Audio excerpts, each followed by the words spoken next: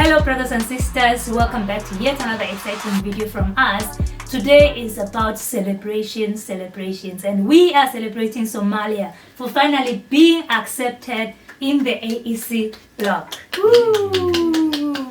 Yes. So after years, because they have been trying to join since 2012, and it's only now that they have been accepted. So one of the reasons why they had not accepted Somalia as part of the AEC bloc is because of the challenges of the Al-Shabaab. I think it's a terrorist group. Yeah, and lack of a stable legal and political environment at the time. That was 2012. Yeah, so they were fearing for their own safety. You know, these other countries would be affected by all of this.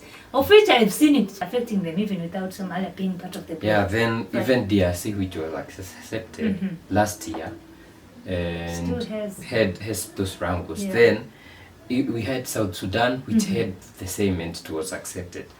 But I don't know what happens. But now, you know, the president of Somalia, the current president, Hassan Sheikh Mahmoud, was the one who had tried applying in 2012. Now that he's back, he applied again. And this time, they accepted him. Yeah. Which is, it's good, because EAC works at encouraging trade by removing custom duties between member states and those economic barriers. Yeah. It's very good. And we are hoping that Ethiopia, Djibouti and Eritrea will be joining, and possibly Sudan will be joining soon, because the bigger we are, the better. Yeah. Because, you know, trade amongst each other. but the thing is, for example, we've been trying to work together, like trade. But Kenya last year went behind, like the rest, and did some trade deals with the US, which was very wrong. So I don't think EAC is very strong. Effective. It's very. Otherwise, Kenya was supposed to be ousted out of this.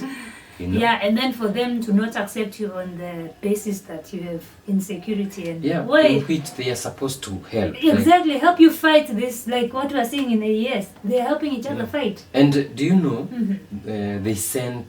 the EAC sent their militaries to help in Congo, Eastern Congo. Yes. We saw Kenyan. And one thing that they also did was send the former president of Kenya, Uhuru Kenyatta, to initiate talks, which he did. And I remember even the M23 leader talking with the president. The president went to Congo and was doing those talks. He had an interview in a local radio. It was brilliant. But we also saw the president of Congo, Puppet Tshisekedi, going to the UN and saying that we are not going to allow talks. Yeah. No, so they just want to. And today we have seen a lot of people, over 10,000 people, I'm sure, being killed in the Congo. Children, women, men being killed in the Congo because of this. So can we say that the East African community is not strong? At this point, I don't see any African body that works very well. ECOWAS, same puppet to the West. SADC, it's better than ECOWAS, but it's still, when you're looking at, well, for that SADC, it's better than I think even EAC, because some of the traveling, and it's easier in SADC. Easier, even trade is much more easier than what we are seeing in and other even countries. With Zimbabwe with sanctions, we saw Mozambique and South Africa helping, assisting them a lot. Probably you can call it better than the rest, but it still has its own loopholes that need to be fixed. But talking of EAC, hey, I wish they will come a president who be, and they should stop this nonsense of this year. It's like now it was with Dashimie, the president of Burundi. On this Friday, he just gave it to the president of South Sudan. And we've seen people joking about it because it's like he has dementia or something. I'm just saying, it's like he forgets a lot, right? And people are joking about it on social media. I'm not saying that he was not good for the post, but we need to come up with a good institutional plan and leadership. Rather than having all these people, we need to vote for people who are very, very qualified and make it like a business. We do interviews, real interviews, and we get the person who's then he is given the powers to do these things. doesn't even have to be a president. For me, I don't see it it as the doesn't role have of to a be a president. president. Because if we have useless puppet presidents, why should we still now uplift them to even bigger positions where they'll be more useless for us? They are qualified Africans who are in the diaspora. Bring those people, like Mama Arikana could be brought back to, where does she belong? West Africa. Go and be the chair of that bloc. For example, African Union, we have the African Union. At some point, the president of Congo, like maybe last year, he was the chairman of the AU.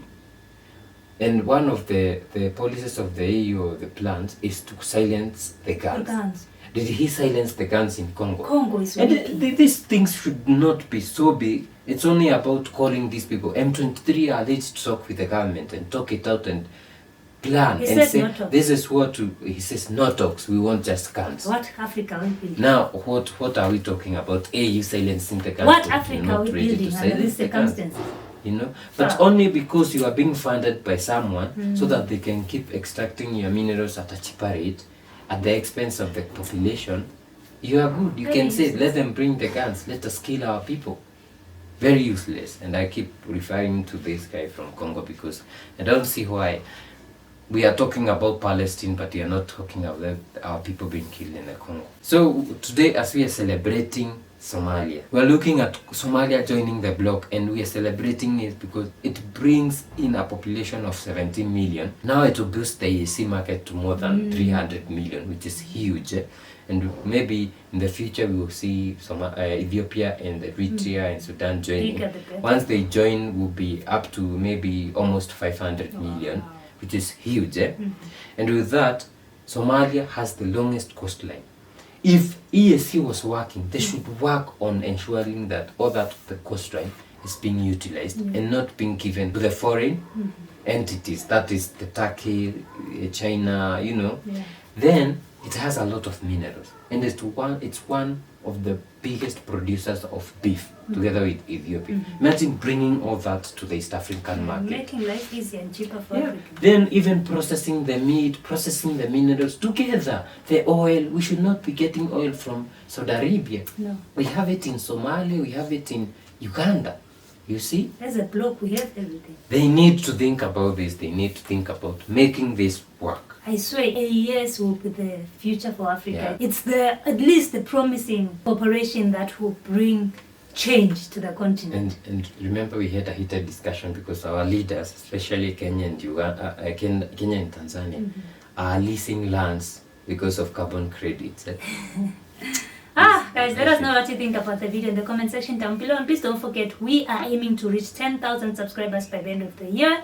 We are also going to be having a live session on Saturday. Please don't forget to join us on that as we discuss and deliberate on these issues with you guys involved in all these discussions. And in this live session, you'll be joining in the live session and giving out your sentiments, not just on the comment section. You'll be in with us. So we'll see you in the next one. Bye bye.